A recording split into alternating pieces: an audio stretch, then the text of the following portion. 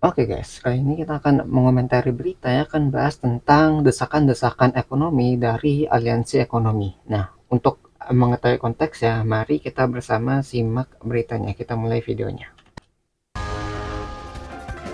Saudara, kita memasuki segmen Kompas Bisnis bersama saya Mario Sarong. Aliansi Ekonomi Indonesia meminta pemerintah ambil langkah tegas untuk menyelamatkan kondisi ekonomi Indonesia yang berada dalam kondisi darurat. Ada 7 desakan yang disuarakan, mulai dari pembenahan salah alokasi anggaran hingga menyehatkan tata kelola penyelenggaraan negara. Ya, ini apa aja nih desakan-desakan dari Aliansi Ekonominya nih ya? Aliansi Ekonom Indonesia yang terdiri dari ekonom dan pemerhati ekonomi menyampaikan 7 desakan darurat ekonomi. Ada Desakan 7 ini tuh ya. adalah akumulasi dampak dari kebijakan ekonomi pemerintah yang membuat rakyat makin timpang. Salah satu perwakilan ekonom Indonesia, Vivi Alatas, bilang kondisi ini terjadi karena banyaknya konflik kepentingan dan tata kelola yang tidak tepat. Dapat menyimpulkan dua benang merah dari Benturan permasalahan kepentingan. perekonomian ini. Pertama, misalokasi sumber daya masif, serta kedua, rapuhnya institusi penyelenggaraan negara karena konflik kepentingan dan tata kelola yang tidak amanah.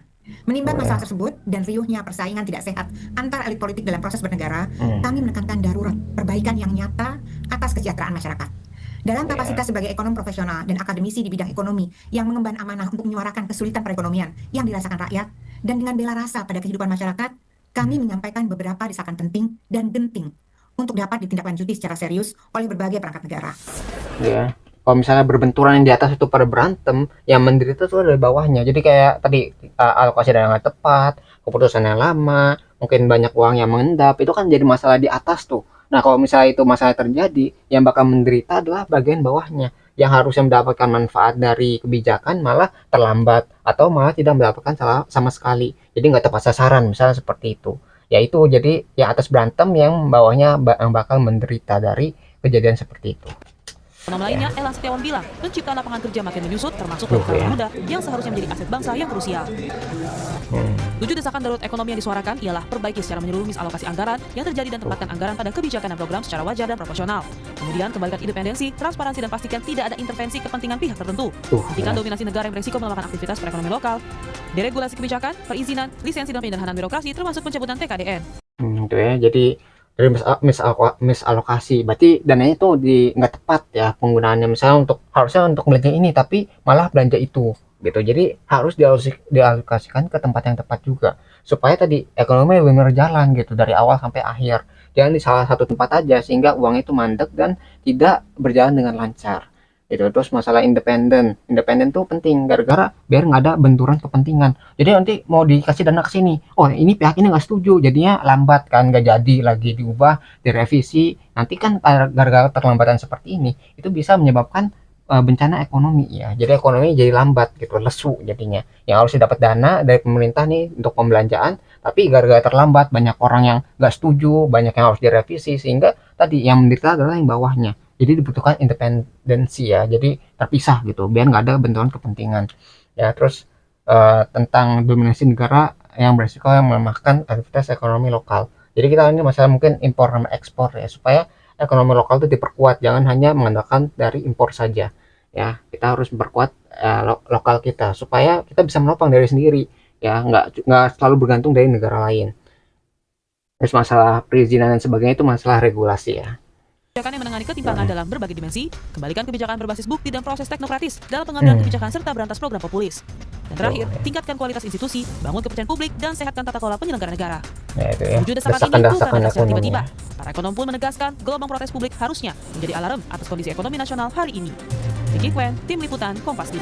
Ya, jadi ketika rakyat itu teriak, itu nggak boleh diabaikan. Soalnya kalau misalnya diabaikan, nanti berarti ini masalah tuh nggak diselesaikan dengan baik, sehingga bukannya meredam, malah mungkin makin parah gitu. Bahkan rakyat yang menderita.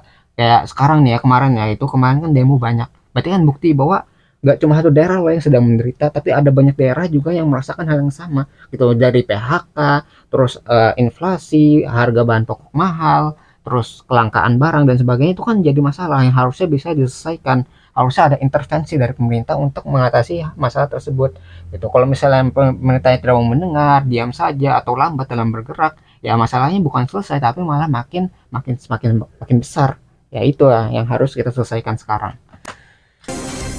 7 7 desakan darurat ekonomi mulai dari salah alokasi anggaran hingga hapus berbagai kebijakan populis yang mengganggu kestabilan dan prudensi fiskal. Lalu apa solusinya yang seharusnya dilakukan pemerintah? Kita tanyakan langsung pada Direktur Eksekutif Center of Strategic and Apa yang harus International dilakukan oleh Studies, Yose pemerintah Rizal kita? Tamuri. Pak Yose, selamat pagi. Ya, selamat pagi. Terima kasih Pak Yose sudah bergabung di Dialog Kompas Bisnis pada pagi hari ini. Pak Yose, tadi kita sudah melihat 7 tuntutan ekonomi. Apa sebenarnya kalau dari ringkasan Anda, poin pentingnya dari desakan ini? 7 tuntutan ini merangkum kondisi ekonomi Indonesia yang mana dan kegelisahan kelas yang mana sebenarnya? Ya, ini sebenarnya seperti yang tadi dikatakan oleh Bu Vivi ya di dalam cuplikan tadi. Kita melihat para ekonomi ini melihat ada dua hal penting, adanya misalokasi dari sumber daya. Sumber daya ini artinya bukan saja anggaran ya, tetapi juga resources ekonomi, sumber daya ekonomi yang lainnya yang mungkin semua hal salah dialokasikan karena memang kebijakan-kebijakannya tidak terlalu mendukung ke arah yang alokasi yang tepat. Kemudian juga ada ini semua juga kembali kepada tata kelola dari perekonomian itu sendiri.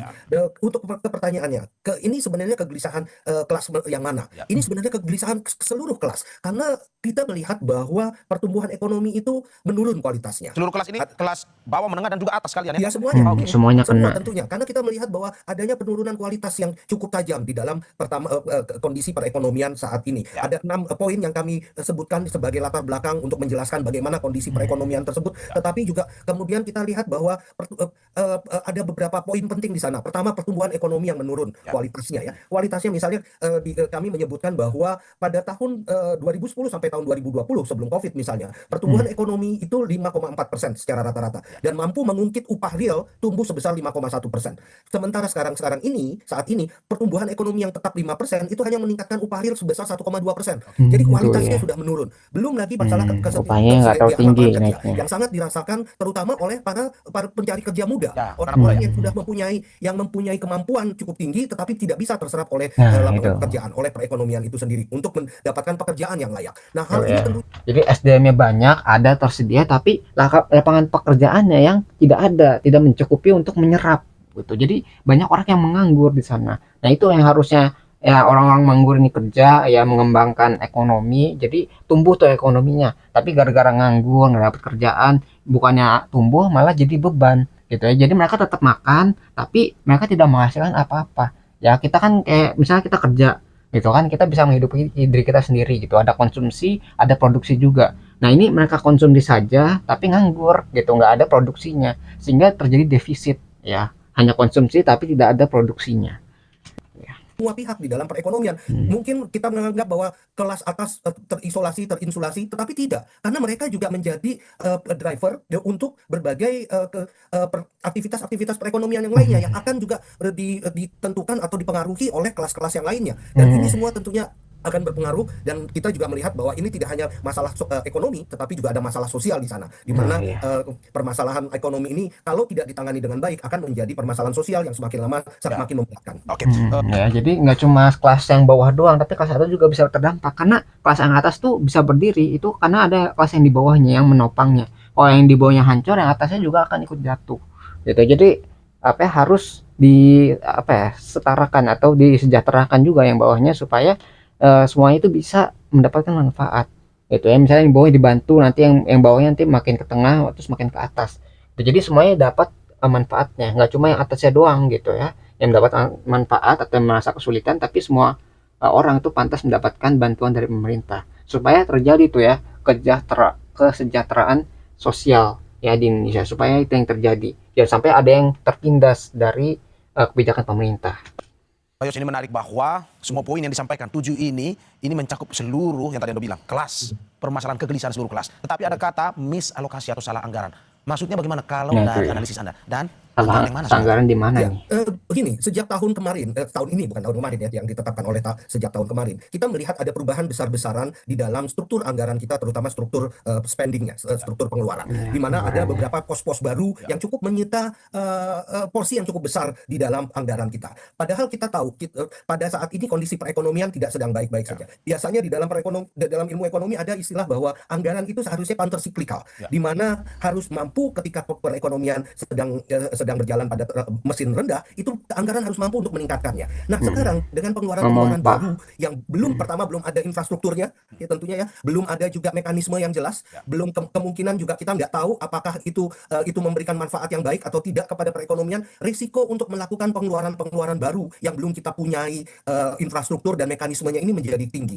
Belum tentu anggaran yang sudah disediakan memang bisa didisburse karena infrastrukturnya belum ada, mekanismenya belum ada, prosesnya belum ada. Dan kemudian kalaupun juga bisa didisburse, bagaimana manfaatnya, bagaimana multiplier efeknya terhadap perekonomian, ini semua belum ada dan belum kita bermain-main dengan risiko yang cukup tinggi dengan adanya alokasi anggaran yang baru tadi. Ya, jadi mungkin memang alokasi anggarannya seharusnya ditetapkan pada berbagai porsi-porsi yang sesuai, begitu ya, yang memang sudah akan memberikan dorongan kepada perekonomian secara lebih cepat lagi. Oke, Mas Jose, yang perlu Jadi kayak apa, judi aja nih, kayak wah ini nggak tahu nih hasilnya apa, tapi kita ngasih uang yang banyak gitu.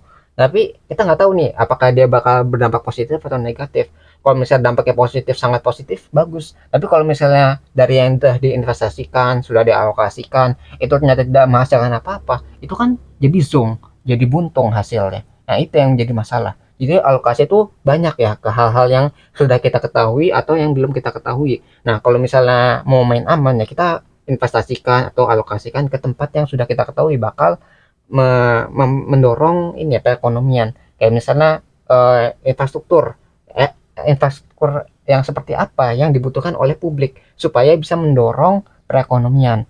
Misalnya kayak transportasi, bangunan misalnya kereta gitu ya untuk mempercepat mempercepat manusianya, transport manusia dan mempercepat barang ya, transportasi barang. Itu mungkin bisa dibangun untuk mempercepat tadi ekonomi supaya pergerakannya tidak terhambat di salah satu tempat, misalnya dari produsennya. Jadi karena distribusinya cepat, itu mereka bisa mengantarkan ke berbagai daerah sehingga ekonominya bisa lancar.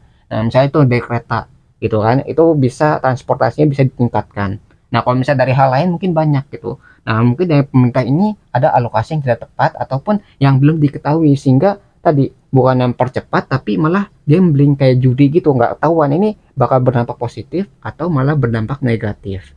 Itu yang menjadi permasalahan dari alokasi dana yang dikeluarkan oleh pemerintah ini sekarang ya. Jadi ada pelambatan jadinya. kait poin tentang program populis seperti ya kalau kita lihat makan bergizi gratis dan juga koperasi desa Ya, yang ke memang MBG, ya begitu ya. gencar dilakukan pada pemerintahan kali ini. Tuntutan aliansi ekonom ini anggaran harus dikurangi atau programnya dihapus karena jadi beban fiskal. Menurut Anda seperti apa? Kalau Ya, Nah, seperti kebijakan MBG seperti nih. tadi saya katakan bahwa ini kan adalah alokasi-alokasi anggaran yang baru ya, pos-pos anggaran yang baru yang belum ada sebenarnya infrastrukturnya. Apakah infrastrukturnya kemudian bisa dibangun di dalam waktu yang tepat untuk disbursement dari alokasi anggaran tadi. Kemudian manfaatnya itu juga sekali lagi masih dipertanyakan. Mungkin memberikan makan siang, makan bergizi gratis di tempat-tempat lain, di negara-negara lain, itu memberikan manfaat yang benar, yang cukup tinggi. Tetapi tentunya ada prekondisi di sana. Ya, kita tidak bisa serta-merta meniru apa yang kesuksesan di negara lain, kemudian tiba-tiba kita taruh semuanya di Indonesia. Dan kita belum tentu ini juga memberikan manfaat. Dan yang kedua, selama ini kami tidak melihat bagaimana apakah ada studi-studi yang mendukung untuk makan bergizi gratis ataupun juga koperasi merah putih tadi. Apakah kemudian ada proyek-proyek yang ya, kecil yang sudah dilaksanakan sebelumnya? Apakah kemudian kita juga sudah melihat secara besar, secara menyeluruh dampaknya terhadap perekonomian? Ini semua belum ada. Dan satu lagi tentunya, sekarang ini semua program-program tersebut ditentukan secara sepihak oleh pemerintah tanpa adanya diskurs yang cukup besar, yang cukup baik. Padahal kita bicara tentang alokasi anggaran yang begitu masif, 171 triliun pada tahun ini sebesar ataupun itu. 335 triliun pada tahun mendatang. Hampir sekitar 50% dari dana pendidikan itu pergi ke sana. Ini kan artinya akan mengurangi alokasi di tempat-tempat yang lain yang mungkin memang kita masih perlukan dan memberikan manfaat yang lebih besar serta juga lebih pasti bahwa akan didisburse secara secara pasti. Pak Yose, secara baik. Pak Yose, Anda itu mau ya. Ya, jadi gitu. Masalah yang tadi kita niru, wah negara lain berhasil nih, tapi belum tentu ketika diaplikasikan di Indonesia itu bakal berhasil juga. Itu jadi nggak semua dari luar negeri yang berhasil itu berhasil juga di Indonesianya. Nah itu harusnya ada penelitian dulu nih dari misalnya dicoba dulu apakah berhasil nggak dalam skala kecil. Kalau misalnya bisa berhasil, kita lihat oh ini gara-gara ini berhasilnya. Kalau misalnya nggak berhasil, apa evaluasinya? Nah ini kan karena langsung kebijakan yang besar ya MBG ini langsung ke nasional ya walaupun masih bertahap. Itu kita belum tahu apakah ketika MBG ini dilaksanakan itu akan berdampak positif ke Indonesia. Jadi kayak gamblingnya di situ. Ini benar-benar berhasil atau tidak nih gitu. Ya itu yang menjadi pertanyaan tentang alokasi penggunaan dana untuk MBG. Ya itu yang menjadi pertanyaannya. Kalau misalnya berhasil bagus gitu, tapi kalau misalnya nggak berhasil itu sangat-sangat merugikan. Tadi kan jadi udah masalah alokasi, nanti kalau alokasinya salah berarti nanti kan ada kebijakan lain yang harusnya dipercepat, harusnya dapat dana itu mungkin terhambat jadinya. Itu yang jadi masalah. Jadi kayak kita ngalokasi nih berapa persen kemana nih, misalnya untuk MBG tadi 50% untuk pendidikan, berarti sisa dari 50% pendidikan ini ada yang terhambat juga gitu. Jadi alokasi dana tuh kayak main apa ya, persenan gitu. Jadi kalau misalnya kita ngasih 50% ke sini, berarti sisanya kan 50%. Nah, ini apa yang harus dikorbankan untuk MBG ini ya. Ini masalah kebijakan pemerintah urusannya yang sangat rumit ya. Kita mah hanya bisa menerima, hanya bisa mengkritik saja bagaimana pemerintah itu bekerja. Ya kalau bagus kita apresiasi, kalau misalnya kurang kita kritik, kita evaluasi supaya ada pembenaran dari kebijakan yang telah dilakukan.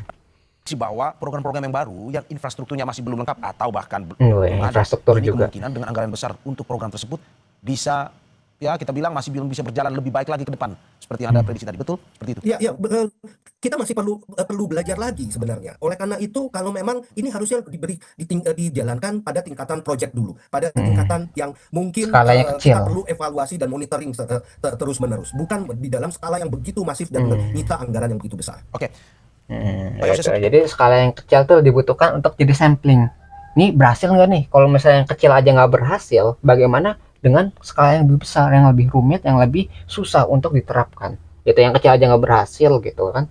Tapi karena tadi ya langsung diterapkan dalam skala yang besar, kita nggak tahu nih hasilnya, karena kita nggak punya data yang dari skala kecilnya.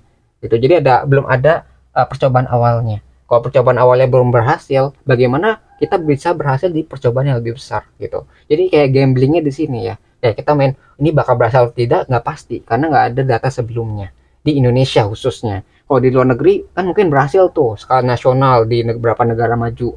Itu kan di negara luar bukan di negara Indonesia. Jadi di negara Indonesia belum ada data awalnya atau data skala kecilnya.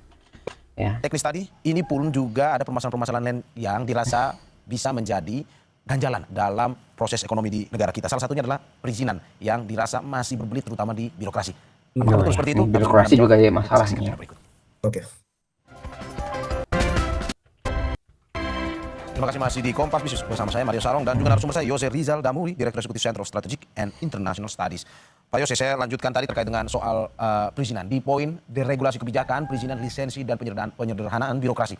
Untuk mencabut kebijakan perdagangan diskriminatif dan distortif seperti TKDN dan kuota impor ini. Bukankah sebenarnya TKDN ini masih perlu untuk menghadang impor Cina, lalu deregulasi kan sudah jalan sampai saat ini dan Undang-Undang Cipta Kerja justru mengusiknya. Ini apa penjelasan atau analisis Anda soal ini? Ya, berbagai kebijakan-kebijakan yang ada ini sekarang sebenarnya sudah bukan satu hal yang yang baru ya. Ini sudah berlangsung sejak lama dan sudah banyak studi termasuk studi dari kami sendiri di di CSIS yang memperlihatkan semuanya ini berdampaknya negatif, berdampak terhadap produktivitas, dampak terhadap pertumbuhan ekonomi, terhadap pembangunan industri dan lain-lainnya. Seperti TKDN misalnya. TKDN mungkin cukup baik kalau memang kita sudah bisa lakukan, kita sudah punya kemampuan untuk mensuplai berbagai kandungan itu dan memproduksi berbagai part dan komponen di dalam negeri. Tapi kalau nggak ada, akhirnya industri hilirnya akan terkena. Dan ini sudah terlihat sekali selama beberapa tahun belakangan. Bagaimana industri hilir kita sekarang ini sudah tidak lagi mampu bersaing karena keterbatasan bahan baku salah satunya. Nah, begitu juga dengan kuota import. Kuota import itu sekali lagi ini juga memperlihatkan bagaimana kita tidak lagi mampu mendapatkan berbagai bahan baku, part dan komponen yang mungkin kita perlukan untuk proses produksi selanjutnya. Import itu kan bukan cuma barang konsumsi, tapi yang lebih penting 75% dari import Indonesia itu adalah bahan baku yang kita perlukan untuk proses produksi lainnya. Kalau proses ini bahan bakunya mahal karena adanya kuota dan lain-lainnya, tentunya competitiveness dari industri kita pun juga tidak akan menjadi lebih baik. Nah, tadi ada pertanyaan, ini kan ya jadi kita nggak bisa mandiri dari negara lain ya, jadi kita terus bergantung tuh, misalnya kita memproduksi barang berteknologi tinggi tapi karena kita di industri itu belum berkembang dengan baik ya jadinya lambat atau tidak bisa produksi. Kalau misalnya nggak bisa produksi berarti kita harus bergantung dari luar, jadi kita harus terus mengimpor gitu. Sedangkan kalau mengimpor itu kan kena biayanya mahal tuh, kena pajaknya, mungkin kena tarif, kena biaya perjalanan, itu banyak halnya sehingga tadi kalau terus bergantung kita nggak pernah berkembang. Kenapa nggak kita ciptakan ya industri yang bisa menciptakan part atau bagian-bagian yang kita butuhkan sehingga kita tidak terlalu bergantung dari luar. Itu jadi produksi dalam negeri, produksi barang-barang yang memiliki teknologi tinggi juga gitu. Jadi nggak cuma bergantung di luar tapi kita harus bergantung pada diri kita sendiri karena kita mampu untuk mandiri, untuk berkembang dari apa yang kita bisa. Indonesia itu kaya tapi kok karena kekayaannya tidak bisa memakmurkan rakyatnya gitu. Yang harusnya kaya ini bisa diolah dengan baik tapi kok malah banyak yang miskin, banyak yang pengangguran, banyak yang menderita dari kebijakan ini Ya itu yang jadi pertanyaan, kenapa negara yang harusnya kaya sumber daya tidak mampu mengalokasikannya dengan baik. untuk mencegah import misalnya dari Cina. Hmm, Nah, tuh ya, kita Cina ada juga kesalahan tuh. berpikir sebenarnya. Sering sekali kita salah berpikir. Kalau untuk menyetop import ataupun juga mengurangi impor tadi, kita memerlukan aturan-aturan baru. Padahal permasalahannya bukan di aturannya. Kita sudah cukup punya aturan yang banyak, tetapi pada implementasinya. Tuh Kebanyakan ya, barang-barang Oke, yang datang masuk ke oke. Indonesia itu adalah barang-barang ilegal. Ya. Dan itu kenapa bisa ilegal? ilegal. Karena aturan-aturannya tidak dijalankan dengan Oke, baik. oke, Ya, jadi ini Tuh masalah regulasi implementasi. lagi ya. Jangan di mix, jangan disalahpahami dengan aturan. oke. Kita bukan kekurangan aturan. Kita Hmm, cukup punya banyak aturan, bahkan yang aturan itu memberatkan. Yang ada adalah hmm, implementasi dari aturan Oke, tersebut. implementasi ini penerapannya. yang pada akhirnya Pak Yose ada tuntutannya terkait dengan kembalikan independensi dari Bank Indonesia, selain itu juga dengan BPS. Apa maksud dari tuntutan ini kalau melihat? Apakah mungkin saja data-data dan kebijakan yang dikeluarkan lembaga ini tidak menggambarkan kondisi ekonomi Nah realnya? itu ya. Apakah kalau kita lihat Bank Indonesia sekarang menanggung beban fiskal dan data BPS dipersolek? Ya, nah, Ya. ini sesuatu dua hal yang berbeda ya, tetapi pada prinsipnya adalah independensi dan kredibilitas. Oleh Bank Hmm, Indonesia sebagai bank sentral seharusnya memang fokusnya tugasnya adalah menjaga moneter. Walaupun memang di dalam Undang-Undang P2SK yang baru kita melihat bahwa ada keinginan atau ada keharusan Bank Indonesia, bank sentral ini untuk turut mendorong pertumbuhan ekonomi. Tetapi itu bukan tugas utama dari Bank Indonesia. Yang paling penting adalah menjaga kondisi moneter, kondisi perekonomian. Jadinya kalau kamu sekarang ini burden sharing itu diberikan kemana-mana, ini kelihatannya sudah menyalahi marwah dari bank sentral itu sendiri.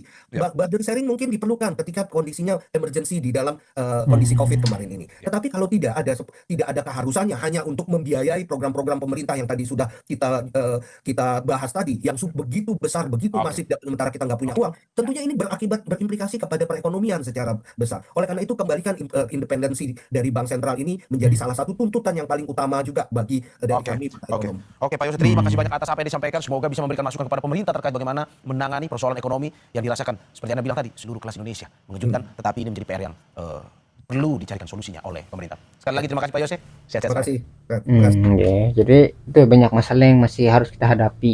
Ya, dengan tadi ada 7 desakan dari para aliansi ekonom untuk memperbaiki keadaan ekonomi di Indonesia. Tentang masalah kebijakannya, tentang masalah ekspor impor, terus masalah kepercayaan juga dari publik ke pemerintahnya. Jadi harus dipulihkan semuanya itu supaya bisa memperbaiki bagaimana ekonominya ya bisa berjalan dengan baik. Tidak ada yang macet, tidak ada yang terhambat atau salah sasaran.